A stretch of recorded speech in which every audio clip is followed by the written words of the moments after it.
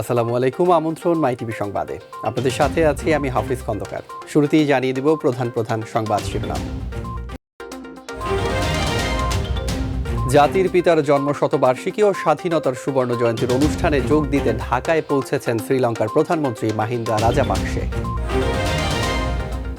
কেন্দ্রীয় শহীদ মিনারে ব্যারিস্টার মওদুদ আহমেদের মরদেহে শ্রদ্ধা। সুপ্রিম কোর্ট প্রাঙ্গণ ও নয়াপল্টনে 2 দফা জানাজা, দাফন হবে নোয়াখালীতে। করোনা পরিস্থিতিতে স্বাস্থ্যবিধি মেনে 41তম বিসিএস এর প্রিলিমিনারি পরীক্ষা অনুষ্ঠিত। 2 মাসের মধ্যে ফল প্রকাশ, জানালেন পিএসসি চেয়ারম্যান।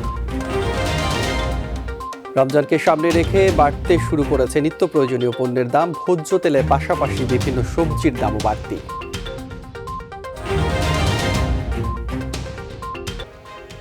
দর্শক, শিরোনাম শুনলেন। সংবাদ এছাড়াও থাকছে মাই টিভি শুক্রবারের বিশেষ আয়োজন বিনোদন বিশ্ব।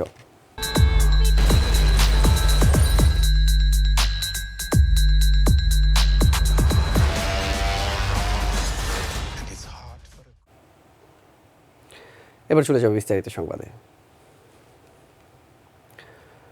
জাতির পিতা বঙ্গবন্ধু শেখ মুজিবুর রহমানের জন্মশতবার্ষিকী ও স্বাধীনতার সুবর্ণ জয়ন্তী উপলক্ষে আয়োজিত অনুষ্ঠানে যোগ দিতে ঢাকায় এসে পৌঁছেছেন শ্রীলঙ্কার প্রধানমন্ত্রী মাহিন্দা রাজাপাকসে। এ সময় তাকে অভ্যর্থনা জানান প্রধানমন্ত্রী শেখ হাসিনা। সেখানে তাকে লাল গালিচা সংবর্ধনা দেয়া হয়। এ সময় 3 বাহিনীর একটি সুসজ্জিত দল তাকে গার্ড অব অনার প্রদান করে। বিমানবন্দর থেকে সাভার জাতীয় স্মৃতিসৌধে মুক্তিযুদ্ধের বীর শহীদদের প্রতি শ্রদ্ধা জানান মাহিন্দা রাজাপাকসে। বিকেলে জাতীয় প্যারেড গ্রাউন্ডে স্বাধীনতার সুবর্ণ জয়ন্তী ও মুজিব বর্ষের অনুষ্ঠানে সম্মানিত অতিথি হিসেবে বক্তব্য রাখবেন লঙ্কান প্রধানমন্ত্রী। কাল ধানমন্ডির 32 নম্বরে জাতির পিতা বঙ্গবন্ধু শেখ মুজিবুর রহমানের স্মৃতি জাদুঘর পরিদর্শন করবেন তিনি। এদিনই রাষ্ট্রপতি মোহাম্মদ আব্দুল হামিদ ও প্রধানমন্ত্রী শেখ হাসিনার সঙ্গে বৈঠক হবে। 2 প্রধানমন্ত্রীর দ্বিপাক্ষিক বৈঠক শেষে দুদেশের মধ্যে 5টি সমঝোতা স্মারক সই হতে পারে।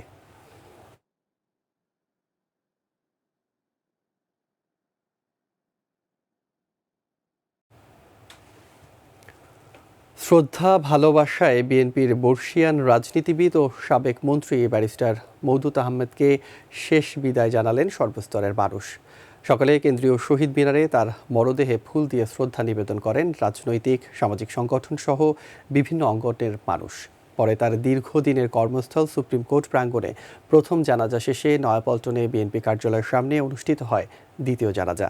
নোয়াখালীর কোম্পানিগঞ্জে জানাজা শেষে বাবা মায়ের কবরের পাশে তাকে দাফন করা হবে।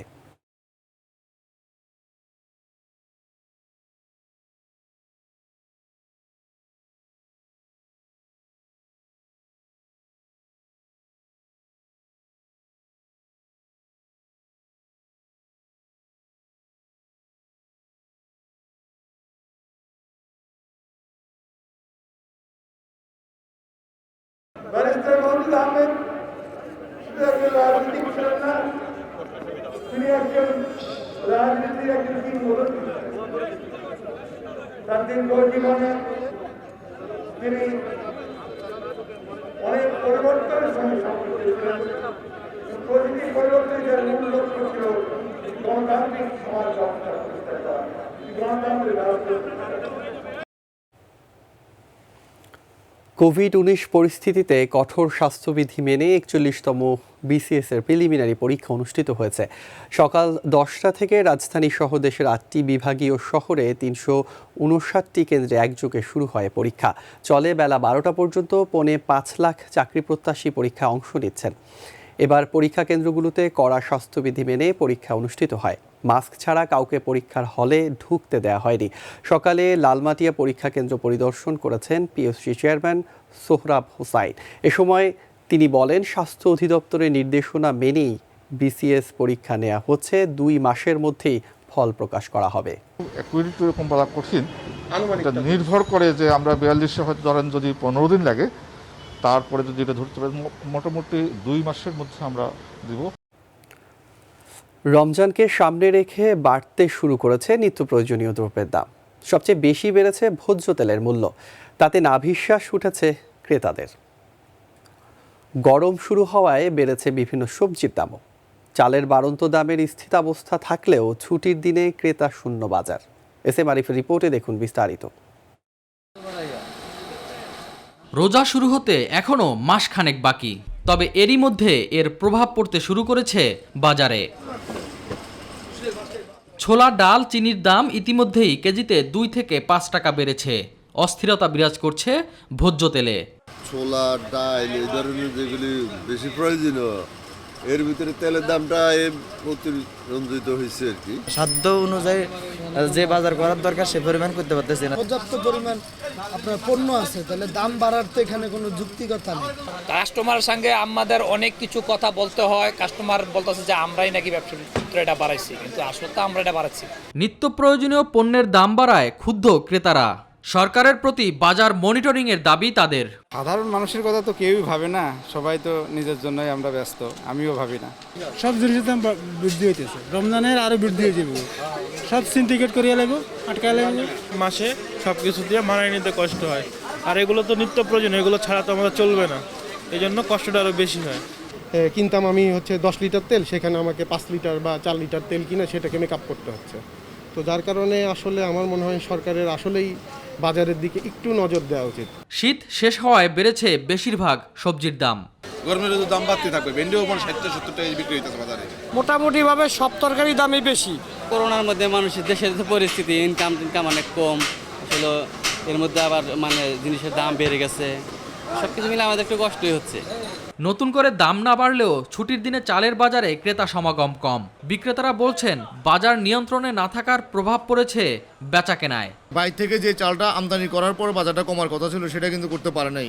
সেটা এবার হোক সিন্ডিকেট, হোক অন্য কোনো অবৈধ শক্তির কাছে, সেটা বাজারটা কিন্তু জিম্মি হয়ে গেছে। কাস্টমার বলতেছে চালের দাম বেশি, আমরা ক্রেতা পাইতেছি না। তো এটা হিসেব নিকেশ করে মনে করেন আমরা খুব সংকটে আছি। নতুন মৌসুমের ধান ওঠার আগে চালের দাম কমার সম্ভাবনা দেখছেন না ব্যবসায়ীরা। এস এম আরিফ, মাই টিভি, ঢাকা। সিরাজগঞ্জের বেলকুচিতে সুতা ও সুতার রংসহ তাঁত শিল্পের সরঞ্জামের দাম বৃদ্ধিতে বন্ধ হয়ে যাচ্ছে তাঁত কারখানা। বেকার হয়ে পড়েছে হাজার হাজার শ্রমিক। তবে প্রশাসন বলছে তাঁত শিল্পের সব সমস্যার সমাধানে কাজ করছে তারা। সিরাজগঞ্জ প্রতিনিধি, জেলা প্রতিনিধি এইচ এম মোনায়েম খানের পাঠানো তথ্যচিত্রে ডেস্ক রিপোর্ট। একসময় দিনের আলো ফোটার সাথে সাথে সিরাজগঞ্জের তাঁতপল্লীগুলোতে শুরু হতো তাঁত বুননের খটখট শব্দ। একই সাথে পাল্লা দিয়ে চলতো পাওয়ারলুমও। কিন্তু বর্তমানে দফায় দফায় সুতা, রং সহ তাঁত শিল্পের ব্যবহৃত সরঞ্জামের দাম বৃদ্ধি ক্রমাগত লোকসান গুনতে হচ্ছে তাঁত মালিকদের। ফলে অনেক মালিক বাধ্য হয়ে বন্ধ করে দিয়েছেন তাঁত কারখানা। সুতা এই পরিমাণে দাম বৃদ্ধি পাইছে, তার জন্য বাজারে আমরা এই কাপড়টাকে অ্যাডজাস্ট করতে পারছি না। যে পরিমাণ উৎপাদন খরচ পড়ে সে পরিমাণ আমরা বিক্রি করতে পারি না। 7-8 বছর থেকে এই পরিস্থিতি, কেমনেই নিম্নগতি। এটার কারণ হলো কাঁচামালের দাম বেশি। মার্কেটে যায় কাপড় ওই দামে বিক্রি করা যায় না, ব্যবসা খুবই চালাতে খুব কষ্ট হচ্ছে আর কি। এই মতো অবস্থায় যে পরিস্থিতি দাঁড়াইছে, এখন আমরা আর মনে হয় বিজনেস বেশি দিন টিকায় রাখতে পারবো। জেলায় তাঁত, পাওয়ারলুম ও হ্যান্ডলুম রয়েছে প্রায় 5 লাখ, আর এর সাথে জড়িত 15 লাখ শ্রমিক। সুতা, রঙের পাশাপাশি বেড়েছে শ্রমিকের মজুরিও। কাজ না পেয়ে বেকার বসে আছেন অনেকেই। আগে ইনকাম আসলে ভালো, এখন ইনকাম নাই। 100 লোক কাজ করতো, তার ভিতরে আমরা 90 জন ছাঁটাই করছি। ব্যবসা প্রতিষ্ঠান বন্ধ হওয়ার কারণে এই এখন একটু খারাপ অবস্থায় আছে আর কি। তাঁত মালিক, ব্যবসায়ী ও শ্রমিকদের দাবি সিন্ডিকেট করে তাঁত শিল্পকে ধ্বংস করা হচ্ছে। রং বিশেষ করে বিদেশ নির্ভর, ভারত এবং জার্মানি এবং চীন থেকেই রং আসে। রঙের ওনারা যেখানে বলে যে আমাদের ইম্পোর্ট কস্ট বেশি, কাজেই এই রঙের দাম এখানে বৃদ্ধি পাচ্ছে। একটা মিল যদি 5 টাকা বাড়ায়, তারপরে সাথে আরেকটা মিল 10 টাকা বাড়ায়, এইভাবে একটা মিল দেখা থেকে পাড়ায় প্রতিটি মিলিয়ে আপনার সুতার দাম বৃদ্ধি আছে। কাপড় মজুত রয়ে গেছে, তারা কাপড়ের কোনো চাহিদা নাই। তারা যে রেট 10-20 টাকা থানে বাড়ায় দিয়ে যে কাপড় কিনবে, এরকম কোনো মন মানসিকতা তাদের নাই। তারা বলতেছে যে কাপড় সাবেক রেটে দিলে দাও, তা না হলে আমরা আগে দরকার নাই। তবে সমস্যা সমাধানে সব ধরনের উদ্যোগের আশ্বাস দেন এই কর্মকর্তা। আমরা এটা আমাদের উদ্বোধন কর্তৃপক্ষ, আমাদের ডিসি স্যার রয়েছেন এবং বাণিজ্য মন্ত্রণালয় রয়েছে। আমরা বাণিজ্য মন্ত্রণালয়ের সাথে এই বিষয়টা নিয়ে কথা বলবো এবং পাশাপাশি বেলকুচির যে তাঁত এলাকায় যারা শিল্প মালিকরা রয়েছে তাদেরকে নিয়েও আমরা সমন্বয়ের মাধ্যমে যাতে সুতার দামটাও যাতে বৃদ্ধি না পায় এবং কাপড়ের দামটার সমন্বয় করে কিভাবে আসলে জিনিসের সুষ্ঠু সমাধান করা যায় সেই জন্য আমরা চেষ্টা করব। শামস তাবরিজ উচ্ছ্বাস, মাই টিভি নিউজ ডেস্ক। আজ 19 মার্চ, 1971 সালের এদিনে পাকিস্তানি হানাদার বাহিনীর বিরুদ্ধে সর্বপ্রথম সশস্ত্র প্রতিরোধ গড়ে তোলেন জয়দেবপুর তথা গাজীপুরের মুক্তিকামী জনতা। সেদিন পাকিস্তানি হানাদারদের গুলিতে শহীদ হন 3 জন বীর বাঙালি, পঙ্গুত্ব বরণ করেন অনেকে। ঐতিহাসিক দিনটিকে জাতীয় দিবস ঘোষণার দাবি গাজীপুরবাসীর। প্রতিনিধি মোহাম্মদ আব্দুল হামিদের তথ্যচিত্রে জানাচ্ছেন নূর মোহাম্মদ। বাংলার মানুষ মুক্তি চায়, বাংলার মানুষ বাঁচতে চায়। 7ই মার্চ বঙ্গবন্ধুর ঐতিহাসিক ভাষণের পর আন্দোলন দমাতে অন্যান্য সেনানিবাসের মতো জয়দেবপুরের 2য় ইস্ট বেঙ্গল রেজিমেন্টের বাঙালি সৈন্যদের কৌশলে নিরস্ত্র করতে অস্ত্র জমা দেওয়ার নির্দেশ দেয় ঢাকা ব্রিগেড সদর দপ্তর। কিন্তু মুক্তিকামী বাঙালি সৈন্য ও স্থানীয় জনতা তাদের মতলব বুঝতে পেরে অস্ত্র জমা না দিয়ে পাকিস্তানি হানাদার বাহিনীকে বাধা দিতে সড়কের বিভিন্ন স্থানে অবরোধ সৃষ্টি করেন। 19 মার্চ পাকিস্তানি বাহিনীর ব্রিগেডিয়ার জাহানজেব আবরার ইস্ট বেঙ্গল রেজিমেন্টের সৈন্যদের সতর্কতা ও সড়কে আন্দোলনকারীদের দেখে অস্ত্র জমা নেয়ার আশা ছেড়ে ঢাকায় ফেরার পথে বাধার মুখে পড়েন। এ সময় নির্বিচারে গুলি চালায় পাকিস্তানি বাহিনী। গত 50 বছর ধরে আমরা নীরবে নিবৃত্তে কেঁদে যাচ্ছি। আমার ছেলে কোনো চাকরি নাই, বেকার ঘুরতেছে না। সেদিন আত্মোৎসর্গকারী বীর শহীদদের স্মৃতি রক্ষায় স্মৃতিস্তম্ভ নির্মাণের দাবি স্থানীয়দের। জননেত্রী শেখ হাসিনার কাছে আবেদন, যাতে আমাদেরকে এখানে একটা স্মৃতিস্তম্ভ তৈরি করে দেন। একটি স্মৃতিস্তম্ভ এখানে তৈরি করে দেন, তাহলে আমরা গাজীপুরবাসী ধন্য। সেই সাথে স্বাধীনতার 50 বছরেও গুরুত্বপূর্ণ এ দিনটি জাতীয় দিবসের মর্যাদা না পাওয়ায় আক্ষেপ গাজীপুরবাসীর। 19 মার্চকে একটি জাতীয় দিন হিসাবে সরকারিভাবে ঘোষণা করার জোর দাবি জানাচ্ছি। যদিও জেলা প্রশাসক জানালেন দিনটিকে স্মরণীয় করে রাখতে নেওয়া হয়েছে নানা কর্মসূচি। অনুপ্রেরণা 19 নামে যে ভাস্কর্যটি আছে সেখানে আমরা পুষ্পমাল্য অর্পণ করার মাধ্যম দিয়ে দিবসটি শুরু করবো। আমাদের আলোচনা অনুষ্ঠান সহ বিভিন্ন অনুষ্ঠান থাকবে এবং শহীদদের মাজার জিয়ারত সহ বিভিন্ন অনুষ্ঠান আমরা পালন করব। সেদিনের রণাঙ্গনের বীরযোদ্ধা মুক্তিযুদ্ধ বিষয়ক মন্ত্রী আ.ক.ম মোজাম্মেল হক বলছেন, রাষ্ট্রীয়ভাবে পালনের এখনও উদ্যোগ নেওয়া না হলেও স্থানীয়ভাবে দিবসটি পালন অব্যাহত রাখতে হবে। দিবসটার যথাযথ মর্যাদার সাথে পালন করার দায়িত্ব হচ্ছে আমাদের যারা প্রিয় সহকর্মী আছে, গাজীপুরবাসী আছে, তাদের আমরা আশা করি তারা যথাযথ মর্যাদার সাথে পালন করবে। প্রথম সশস্ত্র প্রতিরোধ দিবসে শহীদদের বীরত্ব গাথা যেন হারিয়ে না যায়, সে উদ্যোগ নেয়ার দাবি সবার। নূর মোহাম্মদ, মাই টিভি নিউজ ডেস্ক। সিরাজগঞ্জের শাহজাদপুর উপজেলার পৌর সদরের হাইলাগাটি ব্রিজ এলাকায় বগুড়া নগরবাড়ি মহাসড়কে ট্রাক সিএনজি অটোরিকশার সংঘর্ষে সিএনজি চালক সহ 3 জন নিহত হয়েছে। শাহজাদপুর ফায়ার স্টেশনের স্টেশন অফিসার বলেন, রাত 2:15টার দিকে এরা দিলরুবা বাসস্ট্যান্ড এলাকার আব্দুল হামিদ সিএনজি থেকে গ্যাস নিয়ে বিসিক বাসস্ট্যান্ড এলাকার দিকে যাচ্ছিল। অপরদিকে একটি ট্রাক বিসিক বাসস্ট্যান্ডের দিক থেকে বাঘা বাড়ির দিকে যাচ্ছিল। এ সময় ট্রাকটি নিয়ন্ত্রণ হারিয়ে সিএনজিকে চাপা দিলে 3 জন ঘটনাস্থলেই নিহত হয়। এ সময় ট্রাকটি উল্টে পাশের খাদে পড়ে যায়। দর্শক, সংবাদের একেবারেই শেষ প্রান্তে আমরা যাবার আগে শিরোনামগুলো জানিয়ে দিব আরও একবার। জাতির পিতার জন্মশতবার্ষিকী ও স্বাধীনতার সুবর্ণ জয়ন্তীর অনুষ্ঠানে যোগ দিতে ঢাকায় পৌঁছেছেন শ্রীলঙ্কার প্রধানমন্ত্রী মাহিন্দা রাজাপাকসে। কেন্দ্রীয় শহীদ মিনারে ব্যারিস্টার মওদুদ আহমেদের মরদেহে শ্রদ্ধা। সুপ্রিম কোর্ট প্রাঙ্গণ ও নয়াপল্টনে 2 দফা জানাজা, দাফন হবে নোয়াখালীতে।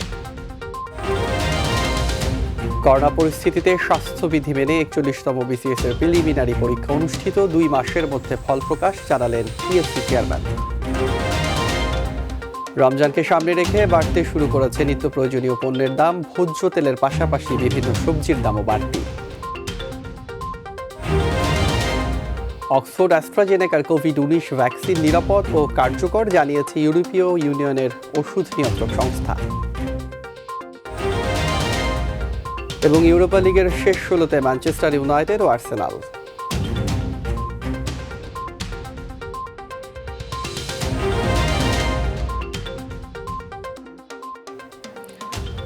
দর্শক, ধন্যবাদ সাথে থাকার জন্য। এছাড়া ইউটিউবে মাই টিভি সংবাদ পেতে ভিজিট করুন youtube/mytvbd নিউজ এবং আমাদের অনুষ্ঠান দেখতে ভিজিট করুন youtube/mytv বাংলা, facebook/mytv বাংলা ও twitter/mytv বাংলা।